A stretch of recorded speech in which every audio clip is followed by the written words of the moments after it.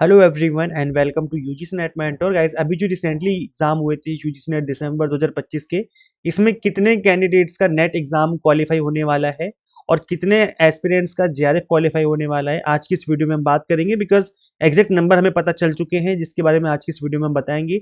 NTA ने जो नई इन्फॉर्मेशन इशू की है उसके रिगार्डिंग ही मैं आपको बताने वाला हूँ। मैं अपनी तरफ से कुछ भी नहीं बताऊंगा।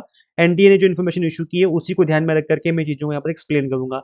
बट इससे पहले हम आगे बढ़े, मैं आपको बता दूं कि मैंने 85 सब्जेक्ट की जो कट ऑफ है उसके बारे में एक प्रेडिक्शन किया है बेस्ड ऑन जो आपका फीडबैक रहा। जो हमने पोस्ट में एक पोल क्रिएट किया था, उसके बेसिस पे आप लोगों ने कितना स्कोर किया आप लोगों ने उसमें पोल करके बताया था। प्लस जो प्रीवियस ईयर ट्रेंड रहा है आपका कट ऑफ का, उसको ध्यान में रख करके, प्लस जो आप सभी के एक्सपीरियंस की फीडबैक है उन बातों को ध्यान में रख करके हमने कट ऑफ का यहाँ पर प्रेडिक्शन किया। तो आप इस वीडियो को जरूर गो थ्रू करें।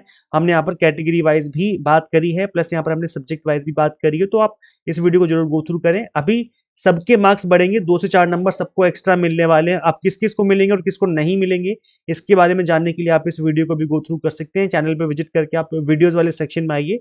इस सेक्शन में आपको इन सभी वीडियोस को गो थ्रू कर लेना चाहिए। ओके, तो गाइस देखिए, एनटीए ने एक नई इन्फॉर्मेशन इशू की है जिसके बेसिस पे हम बात करने वाले हैं।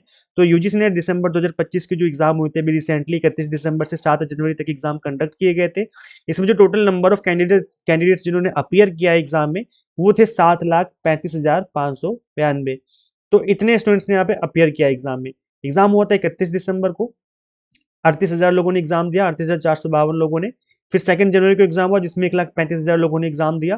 फिर 3 जनवरी को एग्जाम दिया 1,45,000 लोगों ने। 5 जनवरी को एग्जाम दिया। फिर 6 जनवरी को एग्जाम हुआ। देन 7 जनवरी को एग्जाम हुआ। और यहाँ पर जो अटेंडेंस रही है वो 70 to 75% रही अक्रॉस ऑल एग्जाम डेज। तो मतलब अगर सपोज करो 100 लोगों ने फॉर्म फिल किया तो केवल 70 लोग ही एग्जाम देने जाते हैं। ऐसा इसलिए भी होता है कि कुछ लोग अच्छे से प्रिपेयर नहीं कर पाते हैं, जिसकी वजह से उनका मन ही नहीं करता एग्जाम में जाने का। प्लस कुछ लोग जो है जानबूझ के एग्जाम छोड़ देते हैं ड्यू टू अदर रीजन, जैसे कि उनका एग्जाम क्लैश हो गया कुछ किसी दूसरे एग्जाम के साथ, या कोई इंपॉर्टेंट काम आ गया उनको जिसकी वजह से एग्जाम में अपीयर नहीं कर पाए। तो ऐसी चीजें भी रहती हैं। अब हम बात कर लेते हैं गाइस कि कितने लोगों का नेट होगा और कितने लोगों का जेआरएफ होगा। तो गाइस देखिए, जो यहाँ पर नंबर ऑफ स्टूडेंट्स यहाँ पे आपको दिख रहे हैं अपीयर जिन्होंने जितने हुए हैं, 7,35,592। अगर यहाँ पर हम एनटीए की बात करें तो एनटीए कहता है कि हम 6% नेट सर्टिफिकेट देते हैं 6% कैंडिडेट्स को। तो अगर हम इसका 6% निकालते हैं तो ये निकल के आता है आपका 44,135 135। तो लगभग लगभग इतना निकल के आता है नेट। नेट 44,135 लोगों को मिल सकता है। और 1% टॉप 1% स्कोरर को जेआरएफ मिलता है। तो टॉप वन परसेंट का मतलब इतना ही हो जाएगा 7,300 लगभग। तो आप ये मान के चलिए कि 7,300 लगभग जो है जेआरएफ मिल सकता है। अब मैं बता दूंगा ये जो नंबर है ये फिक्स नहीं है, बिल्कुल भी फिक्स नहीं है। बिकॉज 1% कन्फर्म नहीं है कि 1% को मिल ही जाएगा। हो सकता है कि 0.90% लोगों को मिले, हो सकता है 0.80% लोगों को मिले, ऐसी चीजें भी रहती हैं। यह हो सकता है कि 1.1% लोगों को मिल जाए। तो जेआरएफ के स्लॉट होते हैं, जितने जेआरएफ स्लॉट अवेलेबल होते हैं उसके अकॉर्डिंग यहाँ पर जेआरएफ का रिजल्ट जो है वो डिक्लेयर किया जाता है। प्लस ये जो 6% का डेटा है वो भी कंफर्म नहीं, गारंटी नहीं कि इतने लोगों को मिल ही जाएगा। हो सकता है कि किसी सब्जेक्ट में लोगों ने उस एग्जाम में जो मिनिमम 40% का क्राइटेरिया है वो फुलफिल ना कर पा रहे हो, जिसकी वजह से वो डिस्क्वालीफाई हो जाएंगे। तो ये जो नंबर है इसके आसपास हो सकते हैं, मतलब एक रफ नंबर मैंने आपको बता दिए हैं। 44,000 या 40,000 भी हो सकता है, ये नंबर 38,000 भी हो सकता है, या ये नंबर इसके आसपास भी हो सकता है। तो ये नंबर रफली 40,000 के आसपास होगा। यानी कि जो नेट है वो आप मान के चलिए कि लगभग लगभग 40K के आसपास होगा। और जेआरएफ का जो नंबर है वो आपका 7K के आसपास देखने को मिल सकता है। तो ये एक रफ आइडिया में लग गया है। बाकी देखो कंप्लीटली डिपेंड करता है आपकी प्रिपरेशन के ऊपर कि आपने कैसे एग्जाम के लिए प्रिपेयर किया था, प्लस आप कितना स्कोर कर पा रहे हैं। इन चीजों पे भी डिपेंड करता है कि आपका सिलेक्शन होगा या सिलेक्शन नहीं होने वाला। तो गाइस देखो, जिन्होंने अच्छे से प्रिपेयर किया था, जिन्होंने अच्छे से पीवाई की उसकी प्रैक्टिस की थी, टाइम से सिलेबस फिनिश किया था, प्रॉपर तरीके से रिविजन की थी, तो उनको तो डरने घबराने की बात ही नहीं है, क्योंकि उनके एग्जाम क्रैक होने के चांसेस बहुत ज्यादा है। गाइस देखो, असिस्टेंट प्रोफेसर की जो जॉब है वो एकदम ही ए ग्रेड लेवल की जॉब मानी जाती है, जहां पर वर्क प्रेशर तो कम होता है और आप अपनी लाइफ को एंजॉय करते हुए जी सकते हैं। क्योंकि यहाँ पर आप देखेंगे कि आपको 2 से 3 घंटे पढ़ाना होता है, उसके बाद आपको इतना ज्यादा वर्क प्रेशर नहीं रहता है। इसके अलावा छुट्टियां भी बहुत मिलती हैं, कोई ये जयंती आ गई, कोई वो जयंती आ गई। इसके अलावा आप देखेंगे एग्जाम होने के बाद भी छुट्टियां मिलती है ना, विंटर वेकेशन मिलती है, समर वेकेशन मिलती है। तो बहुत सारे एडवांटेज होते हैं इस जॉब के।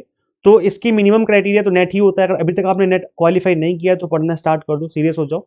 जेआरएफ क्रैक हो जाएगा तो बहुत हाई चांसेस होंगे कि आपका पीएचडी में भी आराम से एडमिशन मिल जाएगा। प्लस असिस्टेंट प्रोफेसर इंटरव्यू में भी आपको एडवांटेज मिलता है जेआरएफ का। तो कोशिश करिए कि जेआरएफ क्रैक हो जाए, और जेआरएफ क्रैक होने के चांसेस उन्हीं के ज़्यादा रहते हैं जो स्टार्टिंग से पढ़ते हैं, बिकॉज इस एग्जाम में बस यही एक चीज़ डिमांड करता है ये एग्जाम कि आपका जो सिलेबस है वो आप टाइम से फिनिश करें ताकि रिविजन का टाइम मिले। क्यों? क्योंकि आपके एग्जाम में अब कॉन्सेप्चुअल बेस्ड क्वेश्चन पूछे जा रहे हैं।